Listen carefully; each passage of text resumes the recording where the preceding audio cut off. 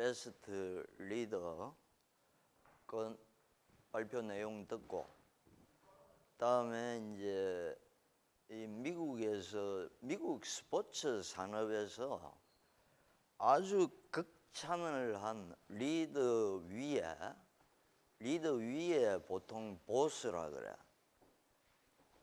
왜 이 사람들을 따르는지, 또 그 사람들이 선호하는 인재, 또 그 사람들이 사람을 뽑는 방식, 그 다음에 그 회사 분위기가 뭐 어떤지, 여러분들이 조직을 실제로 좋은 회사를 만들려 그러면 그걸 이제 벤치마킹 할 필요가 있어.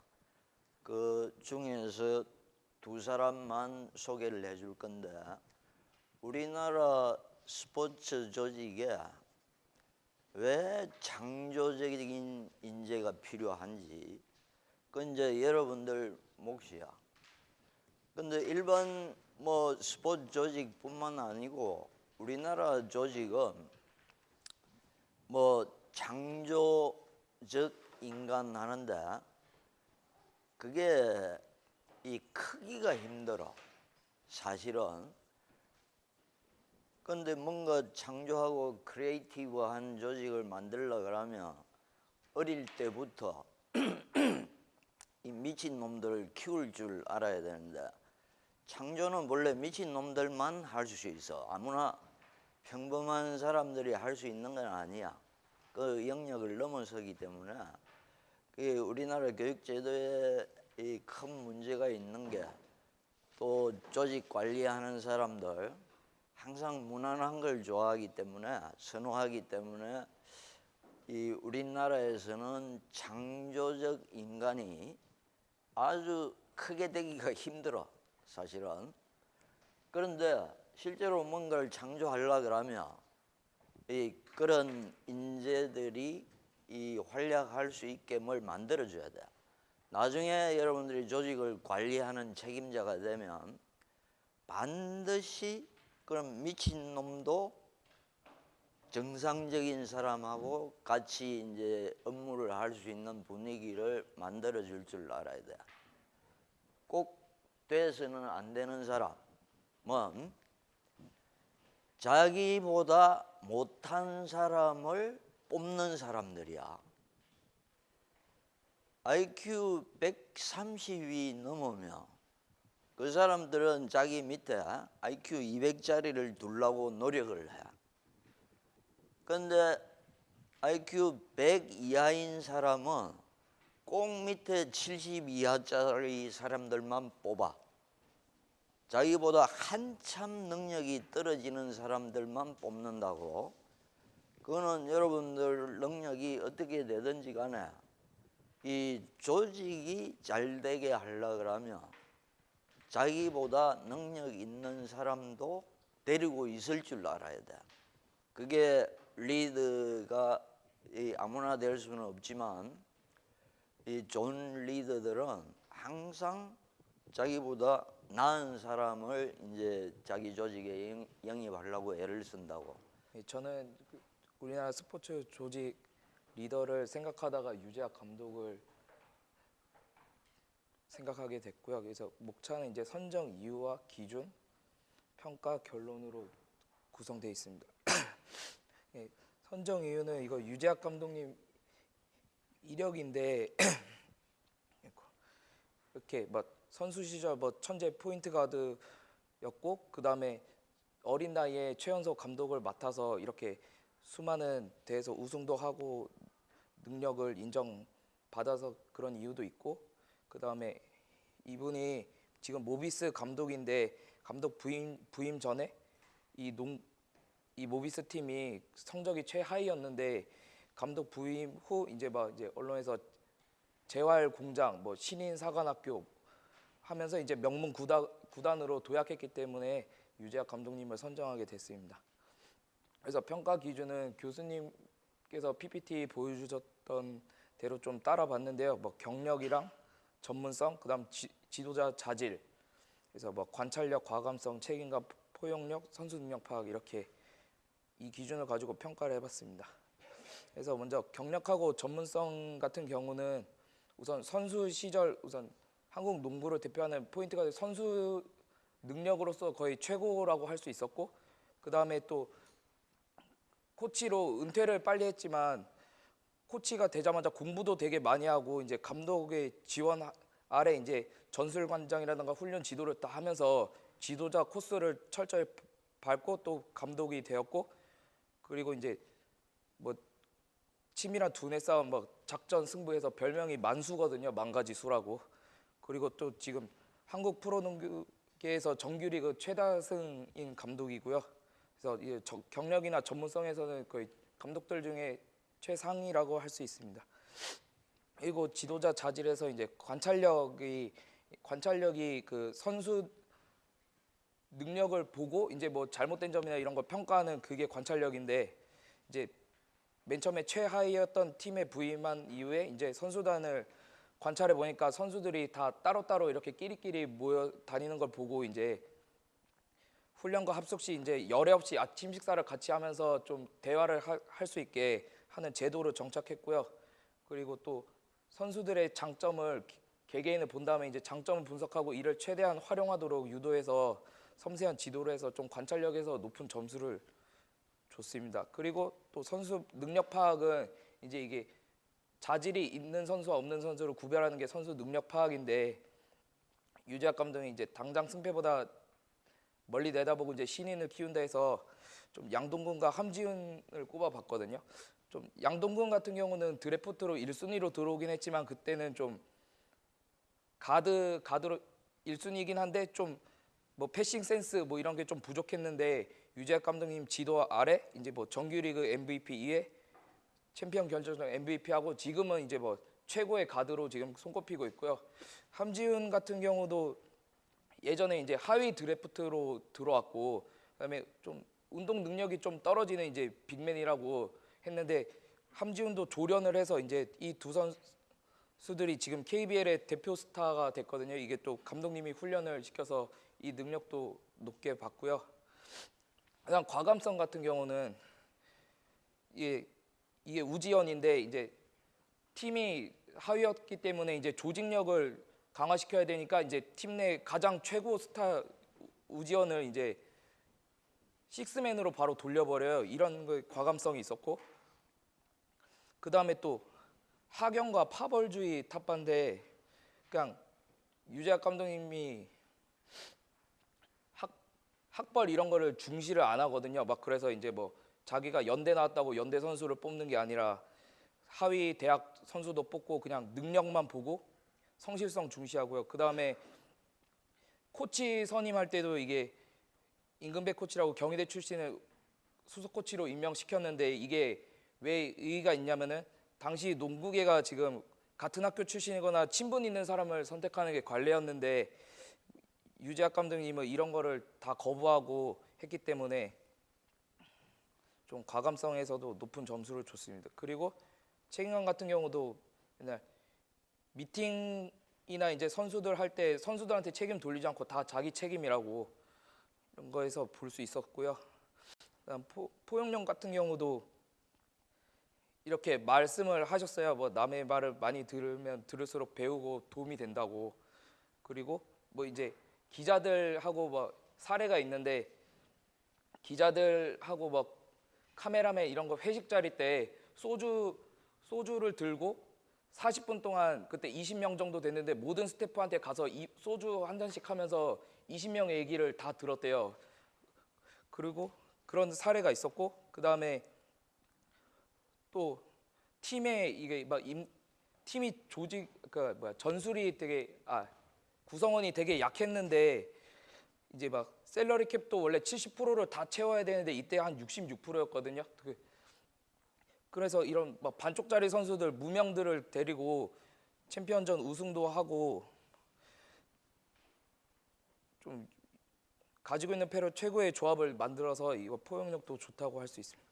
그래서 교수님이 세계의 이제 변혁의 방향 제시, 한방으로도 정신적 보상, 에너지 발산 면에서 봤을 때 좀 농구계 이제 하경과 파벌주의를 타파했다는 거랑 용병 뽑을 때 인성을 중시하는 것, 이거를 좀 먼저 제시한 거를 볼 수 있었고요. 그다음에 이제 한 방향으로 유도는 이제 팀 모비스를 조직력 극대화해서 이 부분에서 높은 점수가 있었고, 그다음에 이제 선수들 개개인의 장점을 극대화시키면서 팀을 우승시키면서 선수들이 감독님을 따를 수 있게 만드는 이런 정신적 보상을 충분히 해줬다고 생각합니다. 그래서 결론인데, 조직이 하려면은 권력하고 권위가 두 개를 다 갖추고 있다고 말씀하셨는데, 보통 보면은 권위 같은 경우는 이제 전문성, 정당성, 이게 앞에 말씀드린 평가 기준에서는 다 갖췄다고 권위는 있다고 할 수 있는데, 이 권력면을 찾다 보니까 이 모비스로 오게 된 계기가 이제 선수단 운영 정권을 주겠다고 했기 때문에 왔거든요. 그렇기 때문에 유재학 감독이 권력과 권위를 다 가지고 있기 때문에 좀 우리나라 스포츠계에서 성공한 리더라고 생각하게 되었습니다. 예, 여기까지입니다. 감사합니다. 저희는 이번에 그 포항 스틸러스의 두 리더 황선홍 감독과 고 박태준 구단주가 어떻게 팀과 구단을 이끌어가는 데 있어서 어떠한 방법들로 리더십을 발휘했는가에 대해서 발표하겠습니다.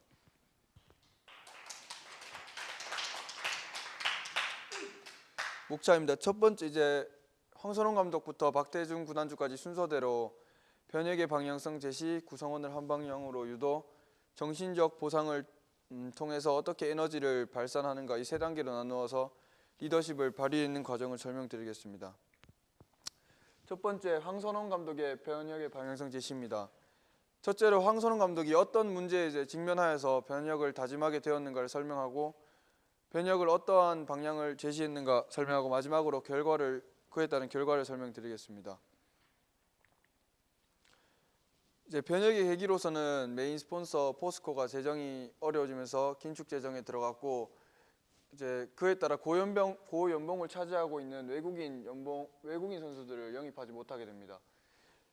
그리고 그 스타 플레이어 또한 영입하지 못하게 되고, 그 기존에 있던 선수들은 전력 보강 정도밖에 하지 못하는 실력을 가지고 있어서 시즌 전 많은 전문가들이 포항의 그 성적 추락을 예상하게 됩니다.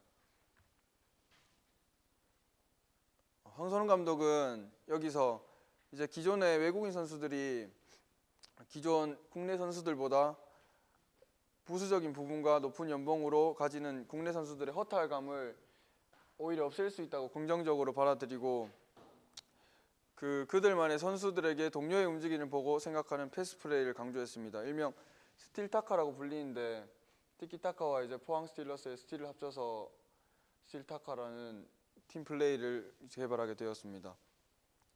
황선홍 감독은 이제 K리그가 모두 보유한 용병 선수를 배제하고 그들만의 팀워크를 강조하는 선수 운영을 제시하였습니다. 결과적으로는 포항이 이제 K리그 클래식에서도 이제 상위 성적을 차지하게 되었고, 현재 스플릿 시스템에서도 2위를 기록하고 있습니다. 그리고 FA컵에서도 이제 2연패라는 기록을 세우게 되었습니다.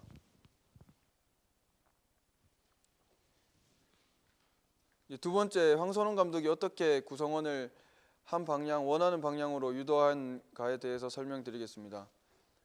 당시 이제 모기업의 긴축 재정으로 인한 재정난, 그리고 외국인 선수의 영입 불가한 상황에서 구성원들에게 우승이라는 이제 일관된 목표를 제시하고 그 방법을 해서 특유의 패스 플레이를 교육하였습니다. 이제 주위에 이제 비아냥거림을 뒤로하고 팀을 믿고 정진한다고 황선대원군이라는 별명도 이제 얻게 되었고요. 이런 식으로 구성원들에게 우승이라는 일관된 목표를 제시하였습니다.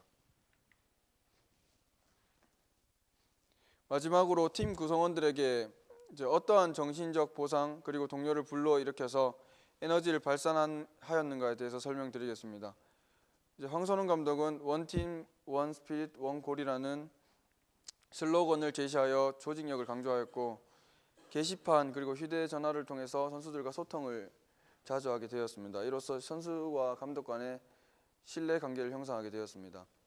그리고 축구 시스템상에서 이제 주전과 비주전이 갈리고 이제 갈릴 수밖에 없는 상황인데, 포항 스틸러스의 이제 얇은 스쿼드 속에서도 주전이더라도 이제 그 선수가 실력이 부족하면 바로 비주전 선수들을 투입하게 되어가지고 주전 선수들에게는 동기부여가 되고 비주전 선수들에게는 성장의 기회가 부여되었습니다. 모두가 이제 주전이 될 수 있다는 정신적 보상을 제공하였고요. 이로써 이제 좋은 성적을 얻게 되었습니다. 다음으로 이제 고 박태준 구단주의 변혁인데, 박태준 구단주는 이제 포항 스틸러스를 명문 구단으로 만들기 위해서 많은 시도들을 하였습니다. 이제 최초로 많이 시도한 게 많고요. 최초에 이제 전용 스틸야드라는 최초의 전용 구장을 건립하고 최초 클럽하우스를 건립하고 최초로 외국인 용병을 영입하는 등 새로운 변혁을 많이 시도하였습니다. 이제 박태준 구단주는 스틸러스 웨이라는 명문 구단에 알맞는 구단 내 이제 도덕적 규율 같은 것을 이제 적용하여서 구단 이제 구성원들 이제 선수뿐만 아니라 프론트 직원 이제 팬들까지 구단에 대한 자부심, 애단심을 느끼도록 이제 유도를 하였습니다. 스틸러스 웨이는 이제 보다시피 이렇게 도덕적 규율 같은 건데 스스로 이제 팀에 대한 애단심을 갖게 하기 위해서 이렇게 적용했다고 볼 수 있습니다. 마지막으로는 이제 정신적 보상, 이제 주로 이제 그 구단에 대한 자부심 유발, 이제 팀에 대한 충성도를 위주로 이렇게 정신적 보상을 했는데요. 이제 족보 없는 축구는 가라는 슬로건을 사용하고 이제 구단 프론트 사무에 이제 직접적인 개입을 하면서 방관하는 게 아니고 이제 그 구단주도 구단 이만큼 관심이 있다는 걸 보여주면서 구단 직원들에게 신뢰도를 얻고 존경심을 상승시켰습니다. 이제 포항 스틸러스 명예의 전당이라는 걸 건립했는데요.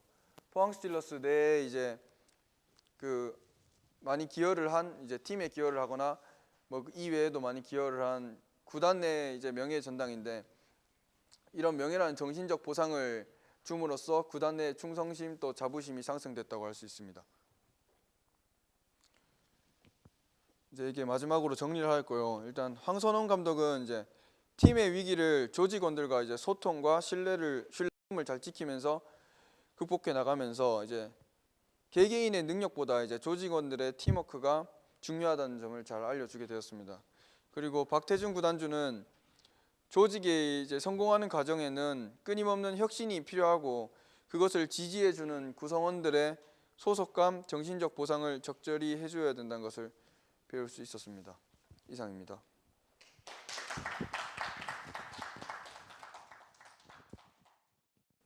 네, 저는 발표를 맡게 된 스포츠산업학과 10학번 윤영민입니다.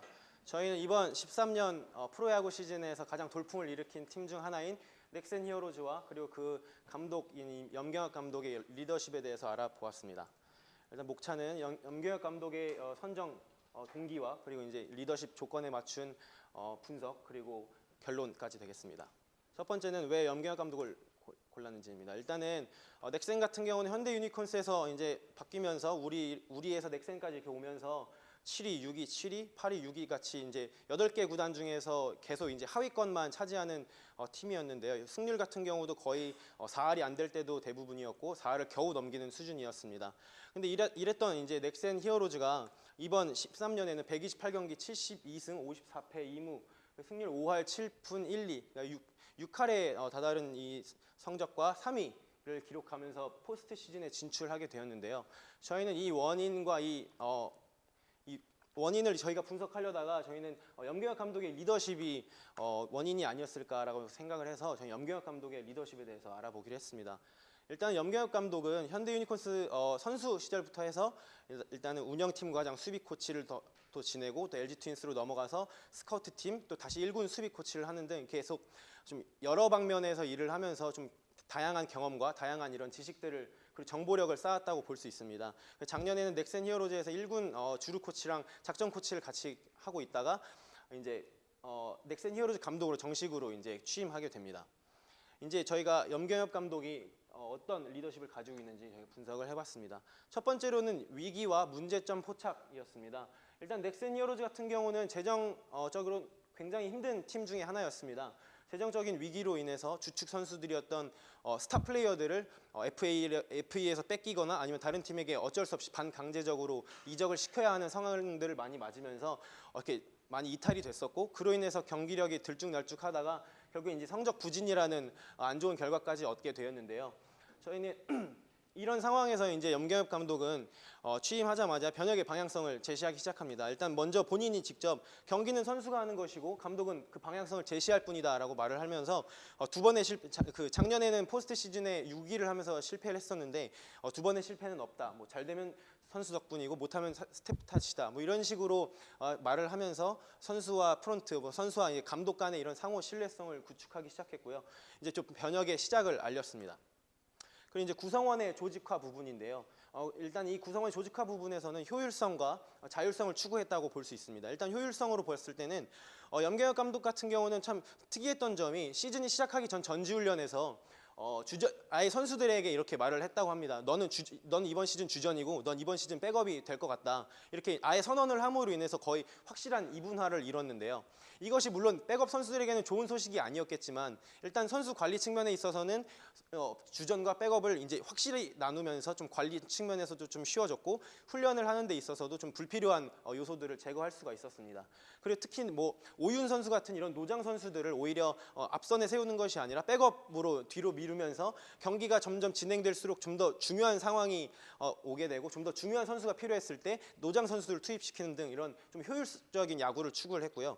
그다음에 이제 자율성 추구인데 선수들에게 이런 자율 훈련을 강조한다거나 훈련 시간 혹은 훈련 프로그램을 최소화시키면서 약간 좀 더 딱딱하거나 이런 빡센 이런 훈련이 아니라 좀 더 자율적인 것을 추구했습니다. 그리고 1군이나 2군 라인업 구성을 할 때 본인만 이런 독단적인 구성이 아니라 선수 혹은 뭐 프런트 그리고 코치진들에게 의견을 적극적으로 반영을 해서 구성을 했다라는 자료도 저희가 찾을 수 있었습니다.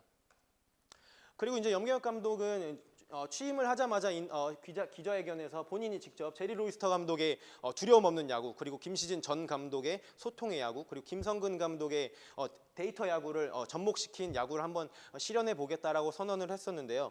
이렇게 아까도 말씀드렸지만 화려한 좀 경력, 물론 그렇게 뛰어난 스타 감독이었거나 스타 코치는 아니었지만 밑바닥에서부터 천천히 올라오면서 경력을 쌓다 보니까 좀 꼼꼼한 정보가의 이런 권위를 갖게 되지 않았나 싶었습니다. 그래서 이런 치밀한 정보력과 그리고 수많은 예비 케이스들을 제시를 하고 또 상상을 해내고 그다음에 그에 대응한 대응책을 대비를 함으로 인해서 바로 이 매뉴얼 야구를 실현할 수가 있었다고 저희는 봅니다.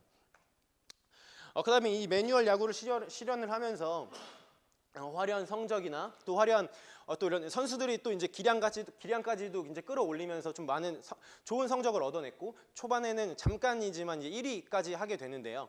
그 1위까지 하게 되면서 승승장구하다가 6월쯤에 이제 위기를 맞게 됩니다. 아시는 분은 아시겠지만 넥센의 스타 플레이어였던 김민우 선수가 이제 음주 뺑소니 혐의에 또 걸리게 되고 그 이후로 또 신현철 선수가 그러니까 김민우 선수의 백업이었던 신현철 선수가 또 음주 관련한 사고를 일으키게 됩니다. 그래서 굉장히 선수단의 기강이 흔들리고 사기 자체가 좀 꺾인 상태에서 바로 이 8연패 수렁에 빠져버리는데요.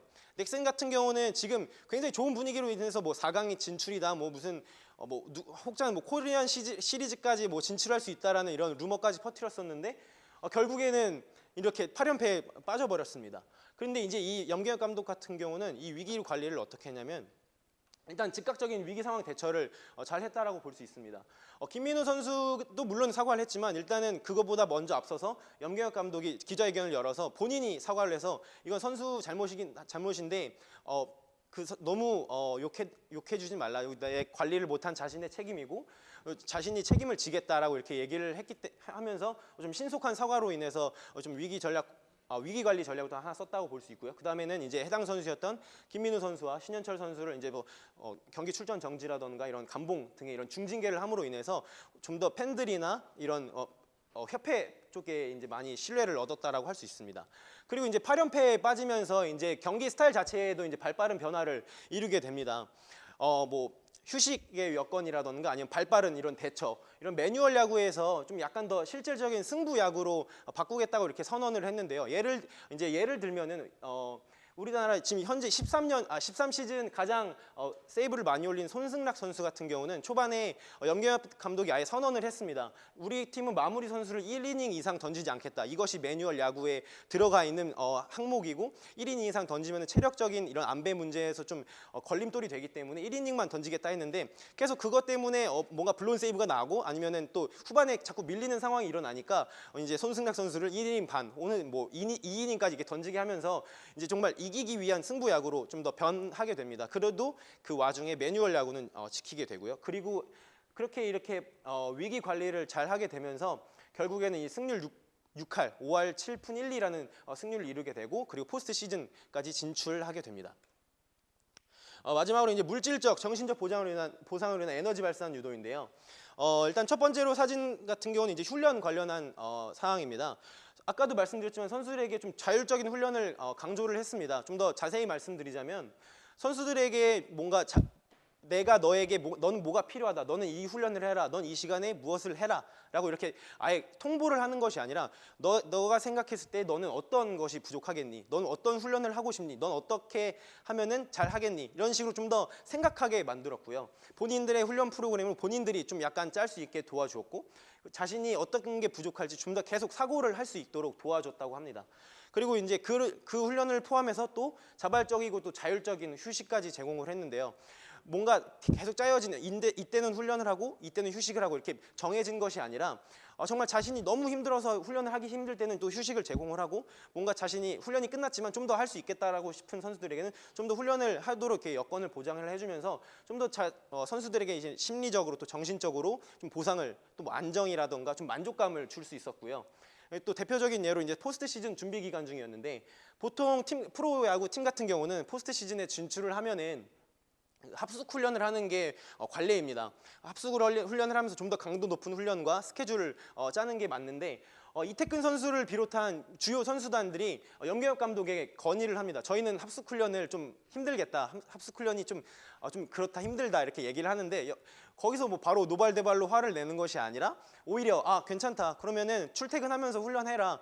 포스트 시즌이나 뭐 그냥 페넌트 레이스나 상관없으니까 편하게 훈련을 해라. 이렇게 좀 비합숙 훈련을 했다고 해요. 그래서 그의 효과인지는 모르겠지만은 뭐 준 플레이오프에서도 물론 떨어졌지만 좀 초반에는 돌풍을 일으키기도 했습니다.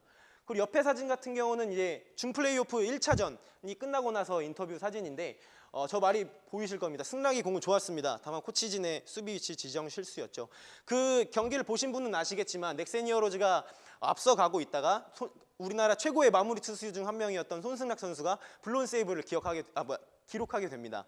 근데 그 상황에서 모든 기자들이나 모든 팬들이 이제 손승락 선수를 질타를 하게 되고 비아냥을 할 수밖에 없겠죠. 그래서 이제 기자 같은 경우도 이제 손승락 선수에 대한 의견을 물어보게 되는데 오히려 염경엽 감독은 그 손승락 선수를 이제 뭔가 질타를 하기보다는 오히려 자신과 코치진의 탓으로 돌리게 됩니다. 물론 손승락 선수의 공이 안 좋았을 수는 있지만 이렇게 이제 언론에다가 본인이 이렇게 선수들에 대한 지지와 이런 격려, 위로 같은 거를 좀 전하면서 선수단 전체에 대한 이런 정신적인 위로와 또 이제 치유들 혹시 이런 보상 같은 경우를 제공을 해주면서 에너지 발산 유도에 또 힘을 줬다라고 생각을 합니다. 그리고 또 이제 또 대표적인 또 한 예가 바로 이 공진단 사연인데요.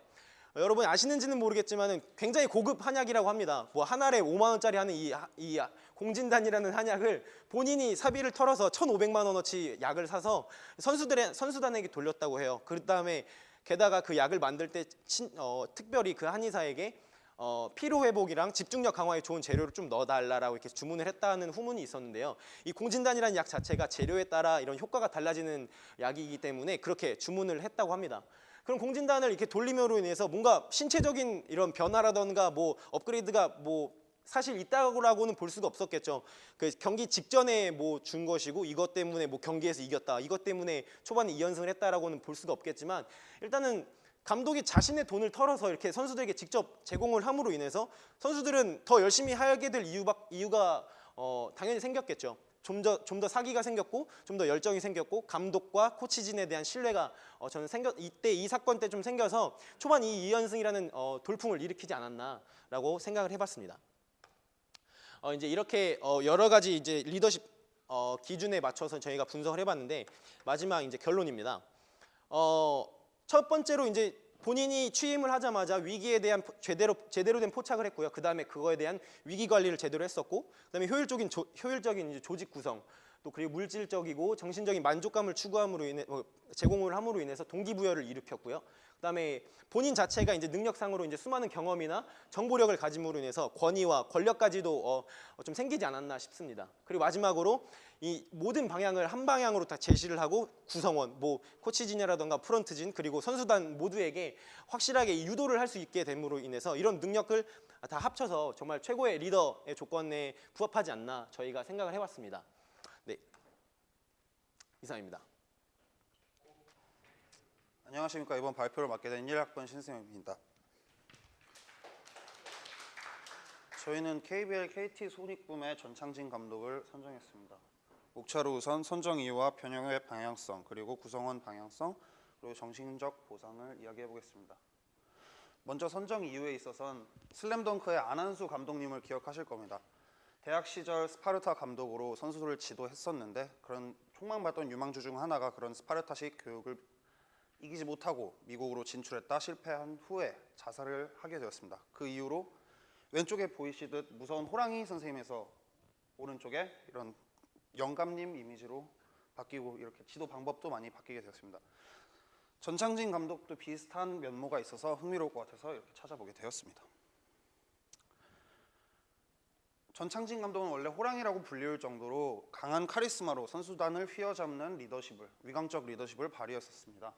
하지만 지난해 말 12-13 시즌 초반에 이 KT가 아주 낮은 성적을 내게 되고 전창진 감독 또한 이 방향성이 잘못되었다는 걸 깨닫게 되었습니다. 그 이유는 저조한 성적과 우울한 팀 분위기였습니다. 하지만 올해 이렇게 리더십을 바꾼 이후부터 올해 단독 2위를 오를 정도로 좋은 성적을 보여주고 있습니다. 다른 팀들은 특급 신인을 가져와서 이렇게 좋은 성적을 내는 경우도 있었지만 전창진 감독의 경우는 드래프트를 잘 하지 못해서 저희 학교의 이재도 선수가 좋긴 하지만 그 다른 신인들에 비해서는 좀 모자라지만 그런 선수가 들어왔음에도 불구하고 좋은 성적을 내고 있습니다. 이러한 감독의 변화가 있었고요. 이런 변혁의 방향성에서는 이러한 변화가 작년 시즌 뒤에서 2등에서 올 시즌 앞으로 2등으로 승리를 향해 소통하는 이런 방향을 가지게 되었습니다.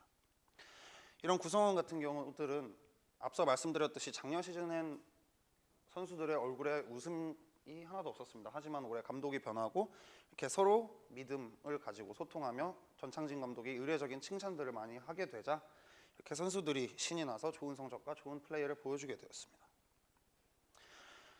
뿐만 아니라 팀 순위뿐만 아니라 현재 지금 KBL 득점표인데요. 1등에서 5등까지 중에 3명이 부산 KT 선수입니다. 그만큼 좋아진 팀 분위기를 알 수 있습니다. 이런 정신적 보상 측면에서는 앞서 말씀드렸듯이 소통과 믿음, 신뢰, 칭찬이 있었습니다. 보통 선수들의 경우 전창진 감독에게 칭찬을 듣는다는 건 상당히 이례적인 일이기 때문에 이것이 상당히 고무적이고 이렇게 영감을 받는 일로 보여질 수 있습니다. 한 예로 이번 시즌 리차드슨이라는 흑인 용병을 영입하게 되었는데 전창진 감독이 그 용병이 나무 십자가를 차고 있는 것을 보고 은십자가 목걸이를 선물해 줬답니다. 그러자 그 용병은 펑펑 울면서 이런 감독은 처음이라고 감사하다고 이럴 정도로 기사가 났었습니다. 정리를 해보자면 변혁의 방향성에 있어서는 무서운 호랑이 감독보다는 이렇게 소통하는 리더십으로 좀 더 나은 성적을 낼 수 있었고요. 구성원의 방향성 같은 경우는 이렇게 감독 자신이 바뀌면서 이 팀 분위기 전체를 이렇게 신나는 분위기로 바꿨다는 점이 있습니다. 그리고 정신적 보상 측면은 선수 개인에 대한 칭찬이 늘었습니다.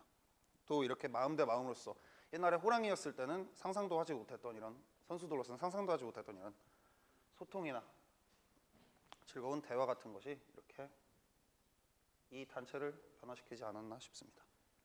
이상입니다. 네, 안녕하세요. 오늘 발표를 맡게 된 이준영이라고 합니다. 반갑습니다. 네, 저는 성공한 리더로서 롯데 자이언츠의 전 감독이었던 제리 로이스터 감독을 선정했습니다.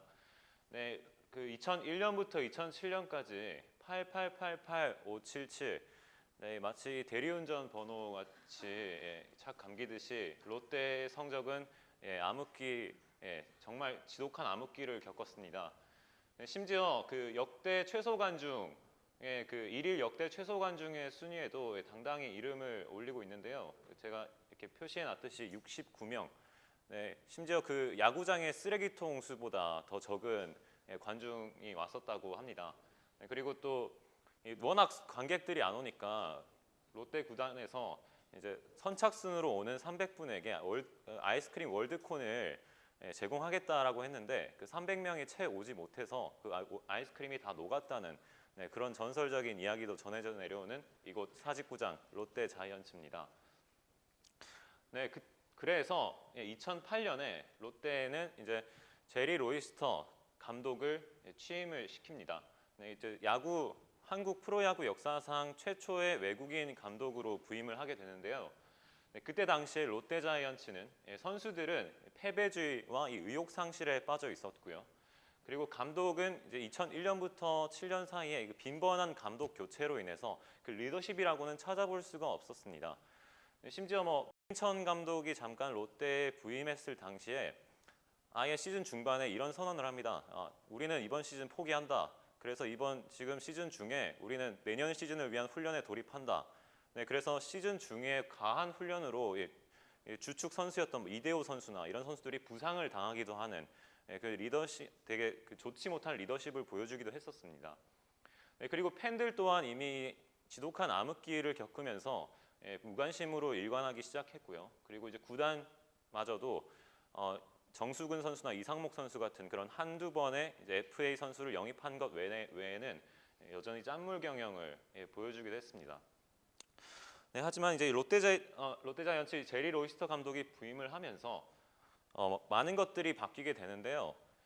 시즌 초반에는 연승 행진을 달리면서 상위권에 진입을 하기 시작하고요. 그리고 또 이전에 암흑기 때문에 주변에 서는 사람들이 봄대라고, 봄에만 자라는 롯데라고 그런 식으로 조롱을 하기도 했지만 선수들의 자신감을 북돋아 주면서 좋은 결과를 내게 됩니다. 네, 그래서 어떤 것이 제리 로이스터 감독이 롯데 구단을 변화시키게 만들었나 생각을 해보면 우선 이 외국의 한 사례를 들어보도록 하겠습니다. 네, 이것은 이제 영화로도 유명한 이 오클랜드의 빌리 빈 단장이 한 말인데요.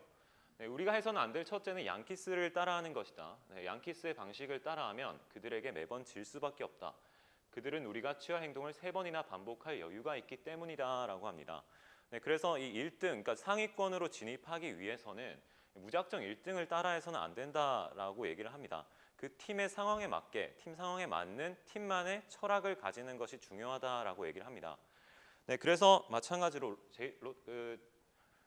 제리 로이스터 감독도 자신만의 철학이 확고했는데요. No fear, 두려움이 없다라는 그 자신만의 철학으로 선수들에게 자신감을 북돋아주고 그리고 시즌 내내 이 한 철학을 일관합니다. 네, 또 공교롭게도 한 몇 년 전에 이제 그 야구의 황금기라고 할 수 있었던 시기에 보면은 그 구단마다 확고한 철학을 갖고 있는 팀들이 롯데뿐만 아니고 여러 팀들이 있었습니다.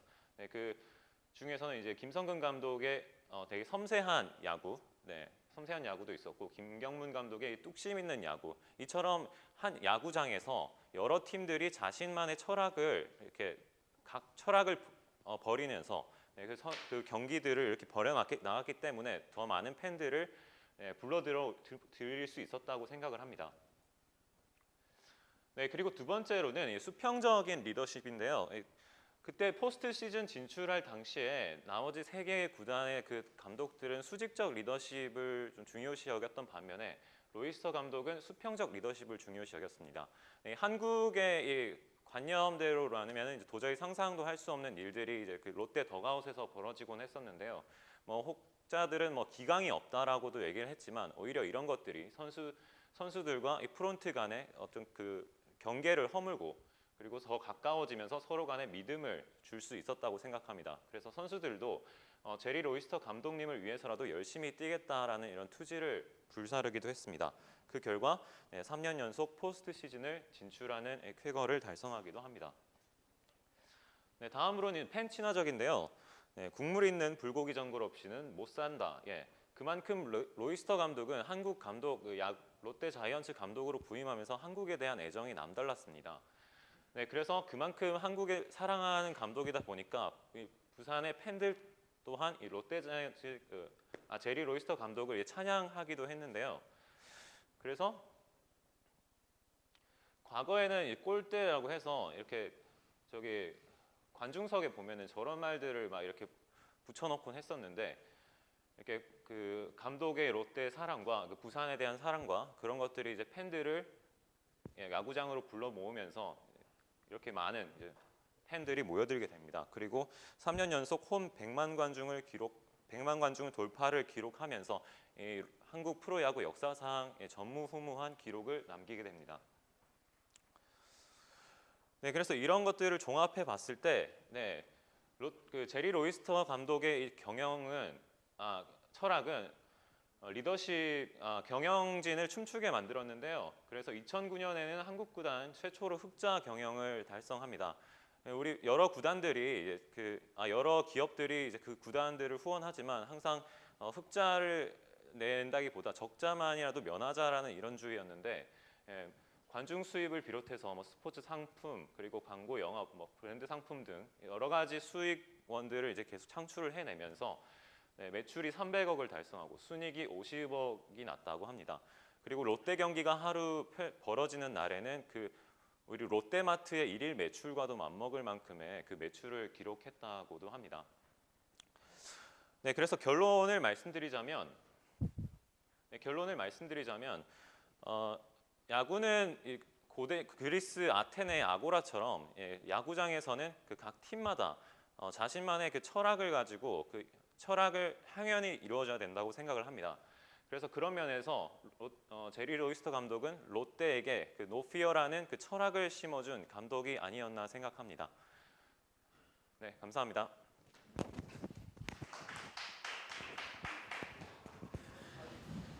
안녕하세요.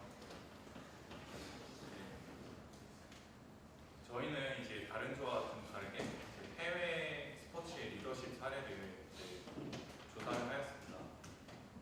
그리고 저는 경영공부학번 이상영입니다.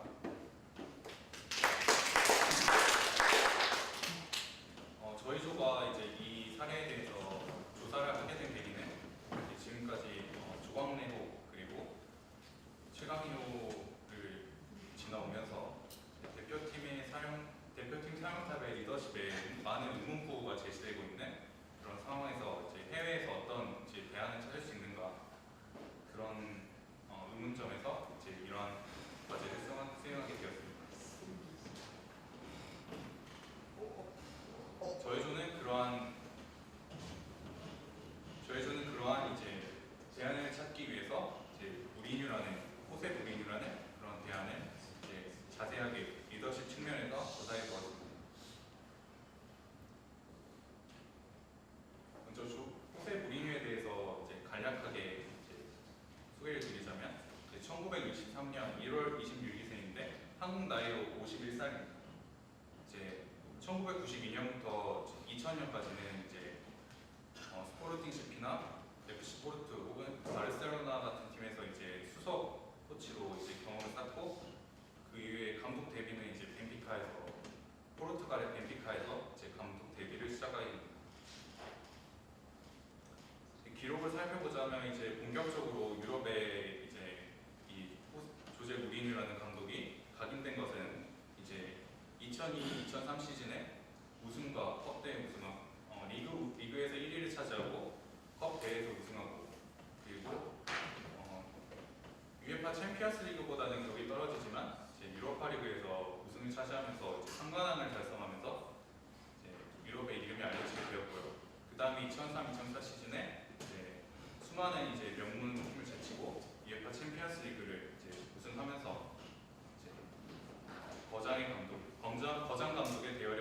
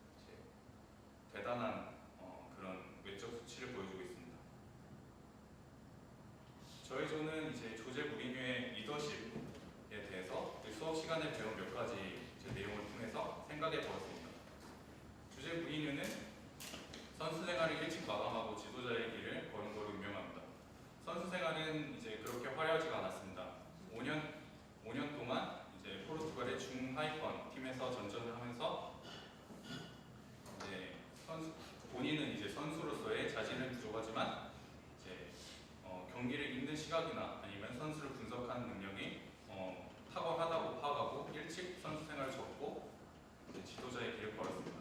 이러한 배경에는 이제 본인의 아버지가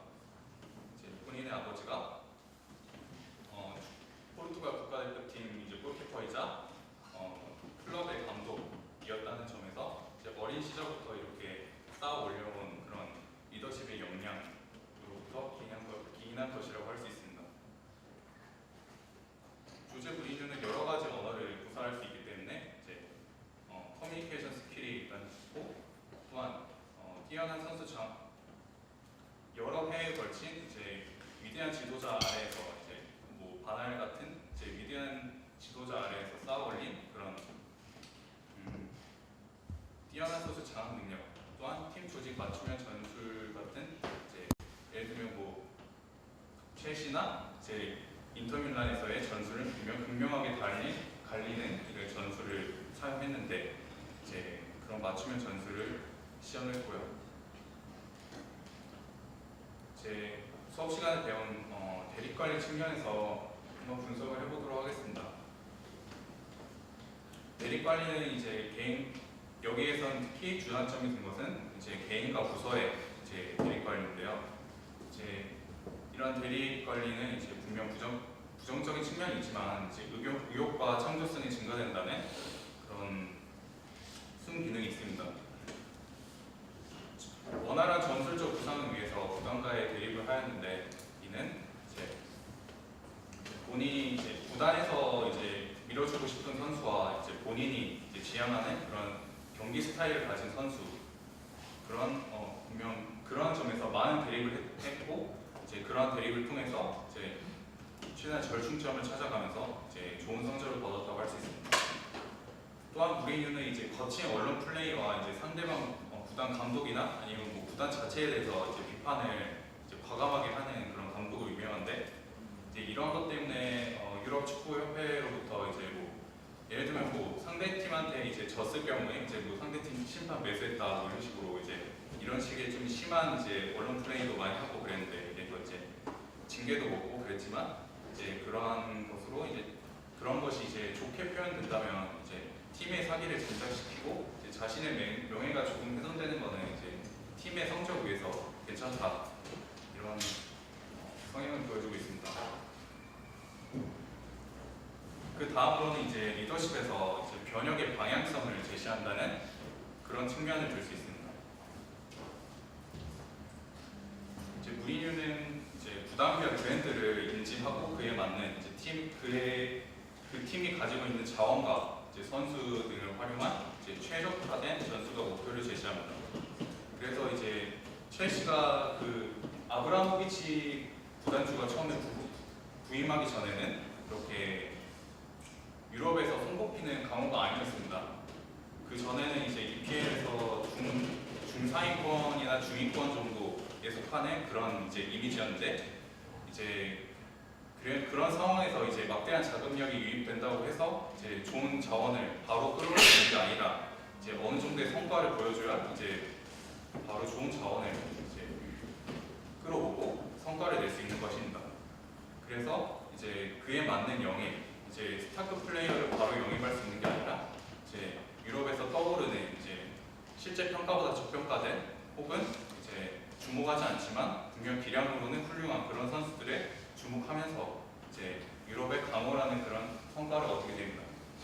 또한 레알 마드리드는 이제 예전부터 이제 스타 선수를 영입하는 그런 갈라티코 체계라는 그런 측면으로 유명한 그런 클럽인데 이런 것에서 완전히 벗어났다고는 할 수 없지만 그래도 최대한 실리에 맞는 이제 실력과 이름값은 또 좀 떨어지지만 이제 실력이 맞고 이제 전술상 적합한 선수 위주로 이제 선발을 내세우는 그런 갈라티코 체계 종식을 최초로 이제 시행한 감독입니다. 그 다음으로 이제 목표를 한 방향으로 유도했다는 점, 리더십의 한 가지 척도입니다.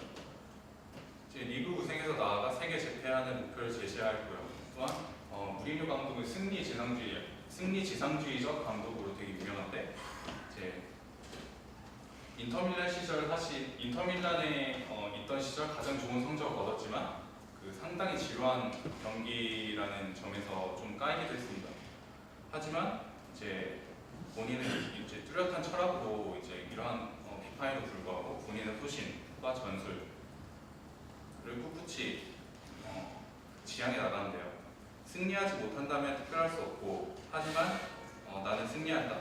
특별해지기 위해선 가진 능력 최대치를 일하고 확실하게 동기부여가 되어 있어야 한다는 이제 그의 말에서 그의 생각을 엿볼 수 있습니다. 그 다음으로 이제 보상, 유형적인 것과 무형적인 것에 대한 보상 측면에 대해서 생각해 볼 수 있습니다. 뚜렷한 선수 기용 원칙을 가지고 있습니다. 나의 팀에 소속된 선수들은 모두 동등한 위치에서 이제 열심히 훈련한 자는 기회를 받을 것이고 그렇지 않은 자는 기회를 부여받지 못할 것이다 라는 이제 뚜렷한 기준을 가지고 있습니다. 그리고 이와 관련된 몇 가지 일화를 소개하자면 이제 저평가된 첼시 감독으로 부임하던 시절 이제 저평가된 프랑스 리그에 있던 유망주 이제 드록바나 에시안 같은 선수들이 원래 처음에 구단 자체에서는 이제 그닥 선호하지 않는 영입이었습니다. 왜냐하면 일단 흑인에다가 그 첼시는 약간 백인 그런 중심적인 약간 구단의 이미지가 있었는데 이제 흑인에다가 이렇게 EPL에서 과연 성공할 수 있을까 이 선수들이 그런 의구심이 많았습니다. 하지만 이런 선수들이 첫 시즌에 이렇게 확고한 스탯을 보여주지 못했어도 이제 뚜렷하게 믿어주니 이제 나중에 좋은 성적이 되는 그런 결과가 됐습니다. 다음으로 이제 후디친의 백업 골키퍼였던 이제 체르가 이제 넘버원 골키퍼로 육성되는 것, 그리고 이제 레알 마드리드에서 이제 십몇 년 동안 이제 주전자를 잃지 않았던 카시아스 선수가 이제 지난 시즌에 과감히 인테리에서 제외된 그런 일화도 있습니다. 또한 이거 외에도 이제 FC 바르셀로나에서 그러니까 수석 코치를 하던 시절에는 이제 브라질의 축구 스타인 호나우드에 대해서 이제 멋진 골 하나를 터뜨렸다고 나머지 89분을 허비하는 것은 좋지 않다. 이제 팀 전체로 보았을 때는 그는 반쪽에 불과하고 그렇기 때문에 좀 더 이제 팀을 위해서 뛸 필요가 있다. 이런 식의 이제 디스를 하면서 이제 팀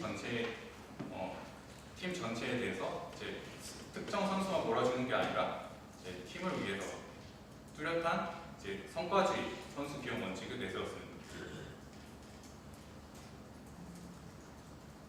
이러한 앞서 내용들을 통해서 이제 리더십 척도 평가를 해보겠습니다. 먼저 전문성 측면에서는 이제 이론과 실기를 겸비한 실력가로서 자타가 공인한다고 할 수 있는데, 왜냐하면 이제 5년 가량의 이제 프로 경험이 있기 때문에 그런 축구 경기나 아니면 축구 내외적인 그런 상황에 대해서 밝을 수밖에 없고, 또한 본인의 아버지가 축구 감독이었다는 점, 그리고 그걸 보면서 성장했고, 또한 많은 기간을 이제 좋은 팀의 감독 아래에서 이제 수석 코치로 역임을 했다는 것이 이제 전문성의 근거로 적용할 수 있습니다. 그 다음으로 이제 지도자 자질 측면에서는 이제 관찰력에서는 이제 선수의 세심한 부분까지 관찰하고, 또한 경기에서 어떤 점이 나빴는가, 아니 어떤 점이 좋았는가에 대해서 이제 파악에 응하는 그런 좋은 평가를 받을 수 있습니다. 또한 옳다는 생각이 들면 뭐 아니면 도 식으로 밀고 나가는데, 이는 분명 비판의 여지도 있는 측면이지만 이제 좋은 성과에 내는 데는 긍정적인 작용을 했다고 할 수 있습니다. 다음으로 책임감 측면에서는 자기가 할 일은 철저히 자기가 책임지고 남에게 미루지 않는다는, 본인의 위상이 깎이더라도 팀을 위한다는 그런 책임감이 있습니다. 그 다음으로 포용력 측면에서는 이제 무리뉴 감독이 구단 프런트나 아니면 상대팀 감독 혹은 선수들과도 이제 약간의 대립 관계가 많이 있었는데, 이를 통해서 남의 생각은 따르기 싫어하지만 그래도 이제 옳은 거는 인정할 수 있음을 알 수 있습니다.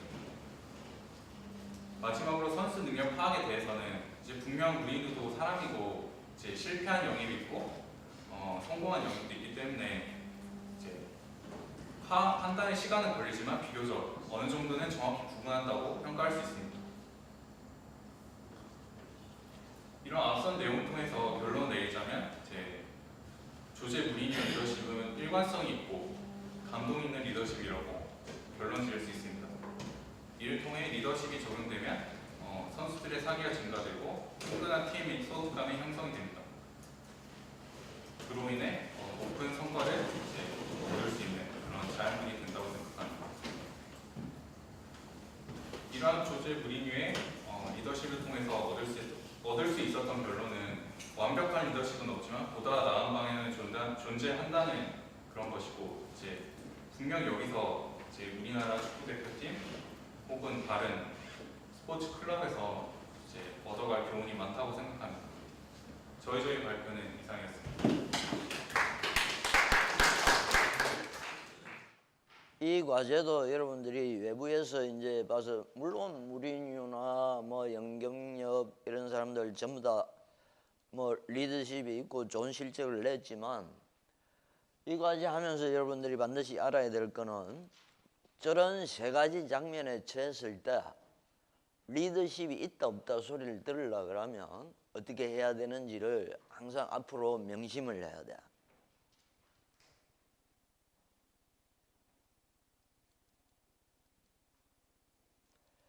오늘 여러분들한테 소개하는 자료는 내가 옛날에 클립을 해놨는데 하도 이 재밌는 기사라서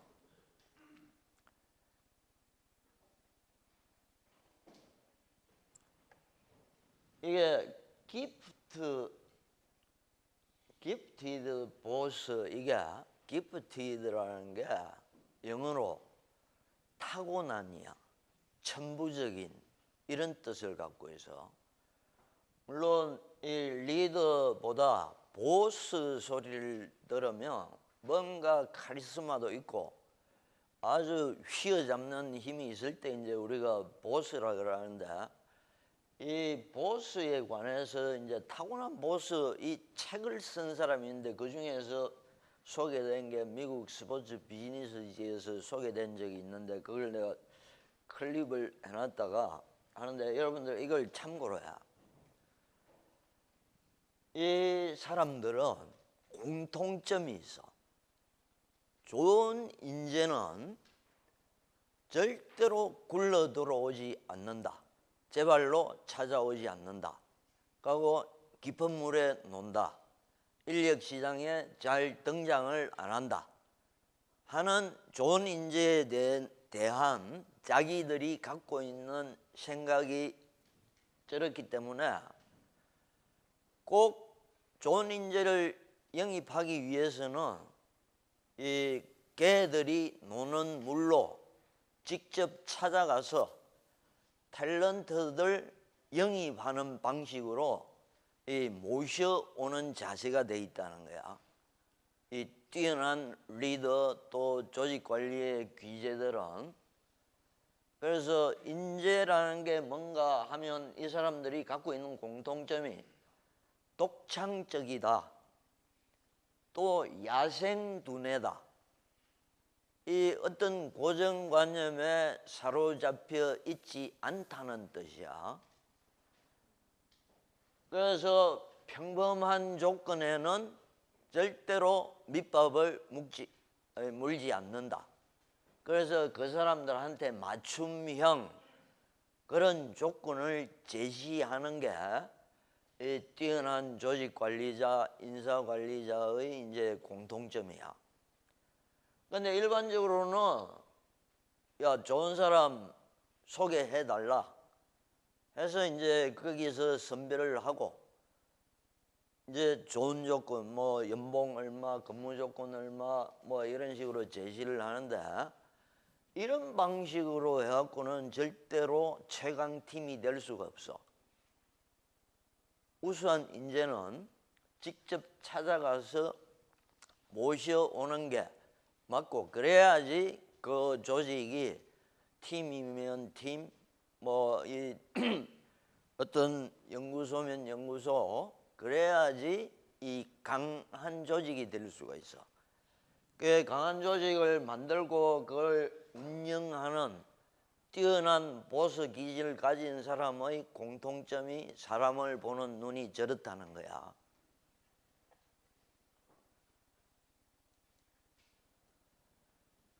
다음에 이 우리나라 동양인들도 이 그런 말은 있어. 자기를 알아주는 사람을 위해서는 남자는 목숨을 바치고 여자는 분화장을 한다. 자기를 알아주는 남자를 위해서 여자는 화장을 하고 남자는 목숨을 바친다 하는 말이 있는데, 여기서도 얘들은 이 보스가 직접 영입한 괴짜들, 창조는 미친놈들만 할 수 있어. 그걸 보는 눈이 있어야지 그런 사람을 픽업을 할 수가 있어. 이 사람들 관계는 이 피로 맺어진 혈연은 아니지만 재능으로 뭉쳐진 혈연 관계나 똑같다. 그래서 한번 엮여지면 절대로 헤어지지를 않는데요. 이 유능한 인재하고 뛰어난 보스하고 이렇게 조우를 하면 그 결속력이 엄청나게 커지기 때문에 이 떨어지지를 않는 관계가 돼요. 다음에 직원 채용을 사람을 뽑는 게 아니고 자기 우군을 얻는 거다 하고 생각을 해요. 왜? 우군이 많아야지 이 어떤 전쟁에서나 이길 수가 있어. 이 많은 자세, 사람을 대하는 자세나 사람을 보는 눈 이런 게 보통 사람들하고는 다르기 때문에 이제 저런 끈끈한 유대관계가 맺어지는데, 저거는 창조적인 인재하고 이 타고난 보스하고 만났을 때 저런 관계가 형성이 되고, 특히 인재를 아주 중요시 한다는 뜻이야.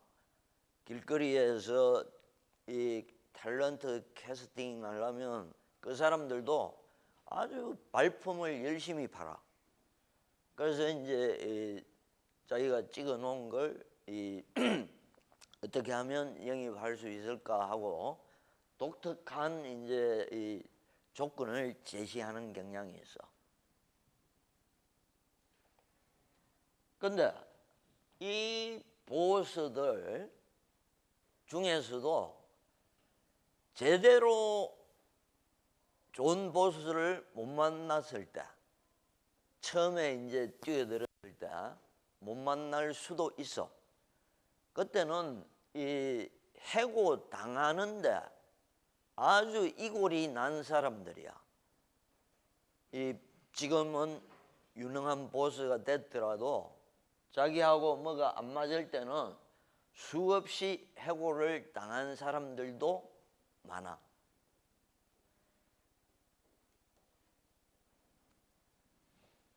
저게 여러분들 어떤 조직이나 회사의 인턴이나 뭐 아니면 여러분들이 속한 클럽이나 어디에 가서 봤을 때 웃음소리가 안 나고 구성원들이 활기차 보이지 않는다.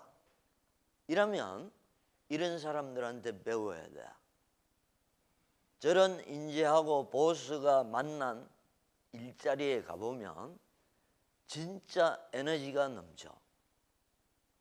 그런 게 이제 조직 관리하는 사람들 이 기본인데, 활기찬 직장을 만드는 게 그게 이제 제일 이상적인데, 이 저런 보스하고 유능한 창조적인 인간들이 모여서 일하는데 그게 설사 차고든 뭐 구걸이든 어디든 가보면 에너지가 넘쳐.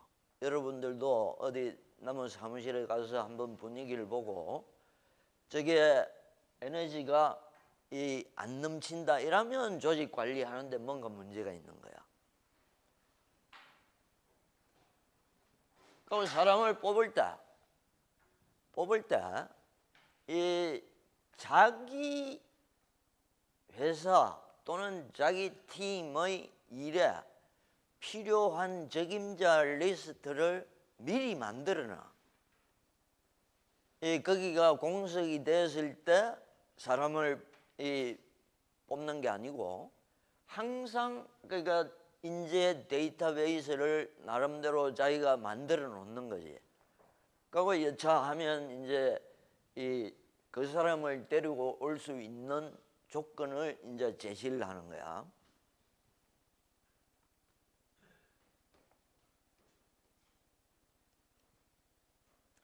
그 중에서 이제 여러 보스들을 소개를 했는데 지금은 파퓰러스라는 회사로 바뀐 조직이 있는데 HOK 스포츠라는 전 세계에서 아주 유명한 이 스포츠 시설 업체가 있어서 이 아주 독특한 사람들인데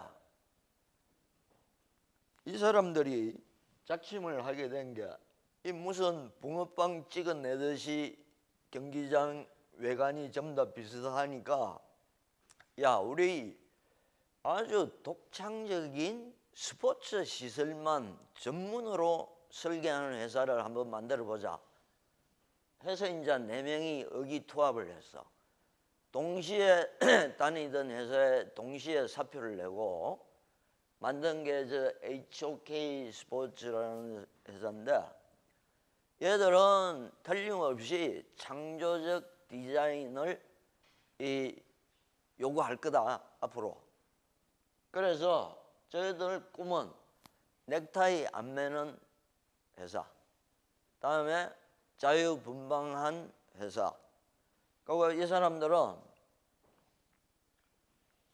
저희 실적에서도 나와 있듯이 저게 나중에 전 세계의 스포츠 시설이라면 저 회사의 설계 주문이 항상 밀렸었어. 저 회사는 자기들이 설계한 회사, 야구 같으면 이제 뭐 그 구단의 상징적인 거, 저 회사 입구에 딱 들어가면 메이저리그 구단, NFL 구단 자기가 설계했던 거 헬멧하고 이 상징물들이 전시가 돼 있어. 저만큼 확 휩쓸었다고. 휩쓸었는데 이 조직 관리 방침 중에 제일 눈에 띄는 게 아주 유능한 인재를 뽑았다 하면 그 사람한테 그냥 맡고 맡기는 거야. 마음대로 해보라고. 저런 방식이 꼭 뭐 어디 잘 먹힌다는 건 아니지만 그다음에 또 하나 한 가지 일을 잘 못하더라도 직원은 다양한 장점을 보유하고 있는 사람이다. 하나는 떨어지더라도 다른 장점이 있을 수 있다. 자기들이 뽑은 인재를 이제 생각할 때 소중하게 여겼다는 뜻이야. 그 마음대로 이제 일을 하게 만들어주고 그게 조 스피어라는 사람이야. 다음에 2010년까지 시호크 감독 겸 부사장 겸 단장까지 3가지 직책을 한꺼번에 한 사람이 저 마이클 홀그렌이라는 사람인데 그리고 또 2년간 또 다른 팀에 갔던 적이 있어. 저 사람 철학은 자기가 계획한 플랜에 확신이 섰다. 물론 확신을 하는 데까지는 자기가 시간이 걸리겠지만 확신이 섰다 하면 자기 대신 뛰어다닐 사람을 육성하는 게 리더의 일이다 하고 한 사람이야. 인터뷰에서 당신의 경영 철학은 뭐냐 하고 물었을 사람관리 철학은 뭐냐 하고 물었을 때 그리고 이 사람 지론이 리더는 무조건 철학이 있어야 된다. 자기만의 철학이 있어야 된다. 다음에 또 하나 강조하는 게 선수나 직원이 신뢰할 수 있어야 된다. 신뢰감을 형성하는 게 쉬운 일은 아니야.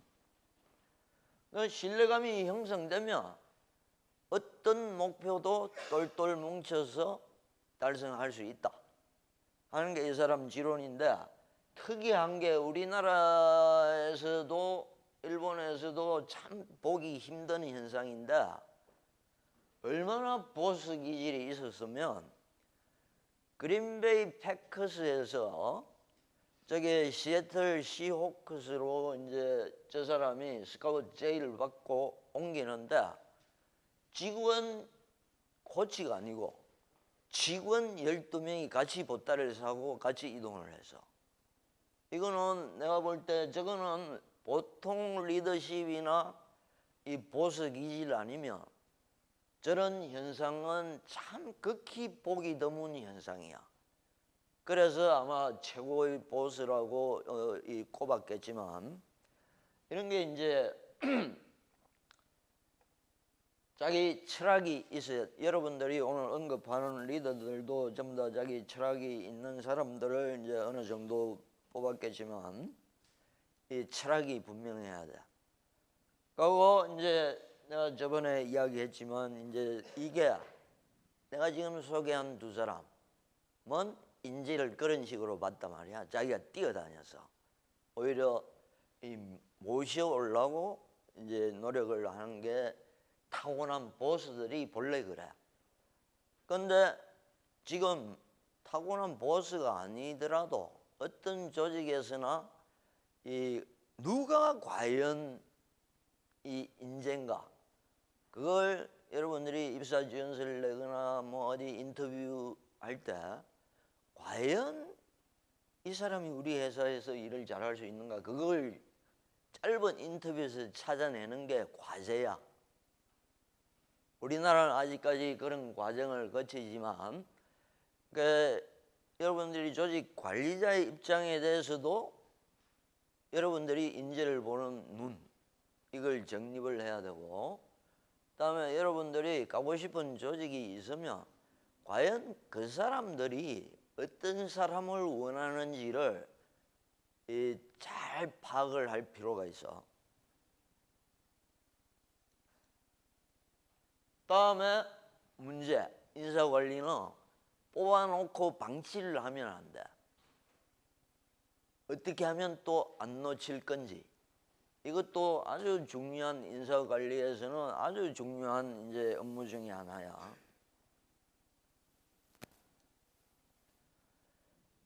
스포츠 조직에 창조적인 인재가 필요하다는 거는 여러분들 이거 한 가지만 오늘 보여주고, 왜 스포츠 조직에 창조적인 인간이 필요한지, 미래의 티켓 시장이 어떻게 갈 건지, 이거는 이 단순한 사고방식을 가진 사람은 저 문제를 풀기가 어려워.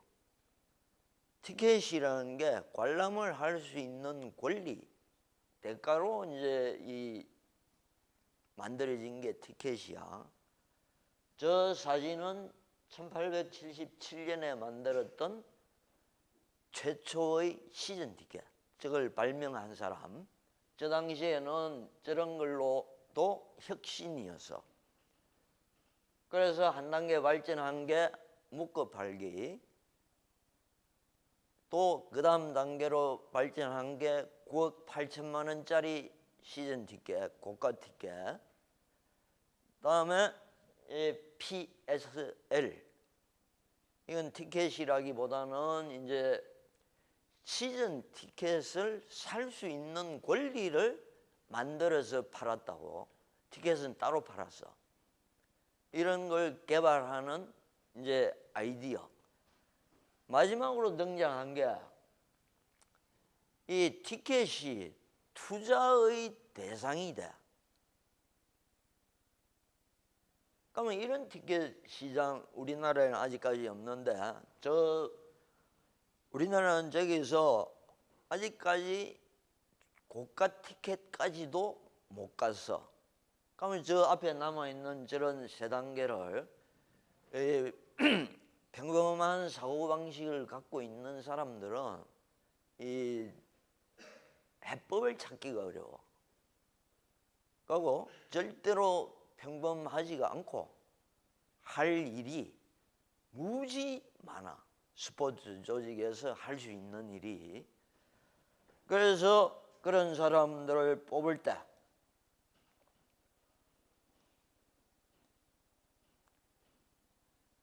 나도 이런 질문을 할 거야. 삼판 양성제 도박판에서 한 판으로 끝났을 때 판돈을 어떻게 나눌 거냐?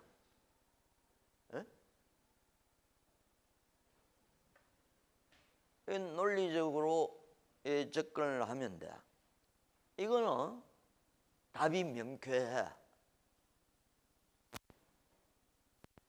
저게 해답을 적어놨듯이 신이 진짜 만약에 있다 그러면 노에 걸면 천벌을 받아 지옥에 떨어져. 정답이 실제로 있단데,